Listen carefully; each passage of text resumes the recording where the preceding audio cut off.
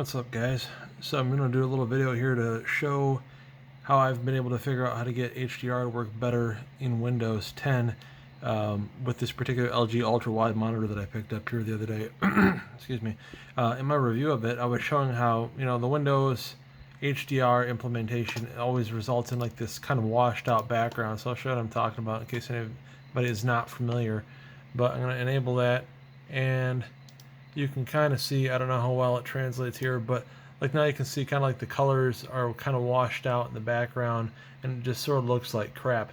And normally, like the Windows desktop will look crappy like this, but if you go into a game or an application that uses HDR, it's supposed to correct itself, and then you're supposed to have vibrant colors that look really good.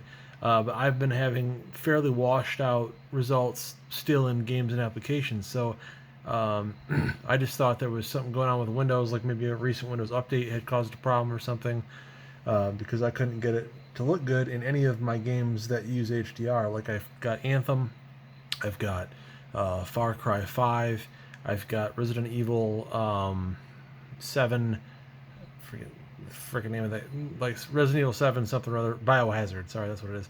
But those are all HDR capable games. The new update to No Man's Sky added HDR support, so I've got all those games, tested all of them. HDR looked washed out. As soon as I started fiddling around with something in the menu, it doesn't make sense why it works, and you have to do it every time like you start a game, but it does cause HDR to kick over and look more correct. I don't believe the problem is limited to this monitor, because my TV back here is a QLED TV with HDR support, and I know that when I hook up and watch movies on either that or like this display also, like I've hooked up my 4K Blu-ray player to it just to play around with it, and HDR looks vibrant, looks correct. So I know that the problem seems to be somehow within Windows and the implementation of it. But I'm going to show you guys real quick what I've fiddled with that seems to have largely corrected the problem, or at least looks better. I don't know if I'd say it's 100%, but it's better. So give me 1 second here and I'll load up a game and we can see the two, like the kind of washed out version of HDR and then the corrected version that I've sort of fiddled around with and figured out here. So give me 1 sec. Okay, so I'm in the menu for Anthem right now. I have HDR turned off, as you can see here. Currently it's turned off, and the colors look good. It's pretty bright, pretty vibrant. This is a good looking monitor, so it can produce pretty good color reproduction with the nano crystal IPS coating. Looks pretty nice, but like I say, this is with HDR turned off. Now I'll turn it on and hit F here, and you should be able to tell that it now looks kind of washed out and crappy. Doesn't look so great. Makes the game kind of not worth, makes you not want to play it with HDR turned on anyway. Whether Anthem is a game worth playing or not is another story I'll leave to you. I kind of like it, but it's too bad that it looks like it's probably not going to get much more support. But anyways, here we go, fixing the problem temporarily. So I'm going to go into my menu, go to my settings. It only seems to work if you select Gamer 1 or Gamer 2. How this works with other monitors, you'll have to play with if you have a different monitor. But to get the options I need, only Gamer 1 or Gamer 2 ungrays the options that I need. If I pick RTS, Vivid, Standard, any of that other stuff, it won't let me change the settings I need to change. So now I'm going to go into Picture Adjust. If you choose anything but Gamer 1 or Gamer 2, contrast and sharpness will be grayed out and you won't be able to fiddle with it. Now it doesn't matter what these settings are set to. Sharpness doesn't fix it. I don't remember if brightness does. Let me try that. Okay, that didn't do anything. I'm going to go to contrast. All I did was touch it once. It doesn't matter what direction I send it in. All I have to do is make a change to it. It could be down at like 60 or something. It doesn't matter. You just have to change it to something else and then hit and apply the change and get out of the menu.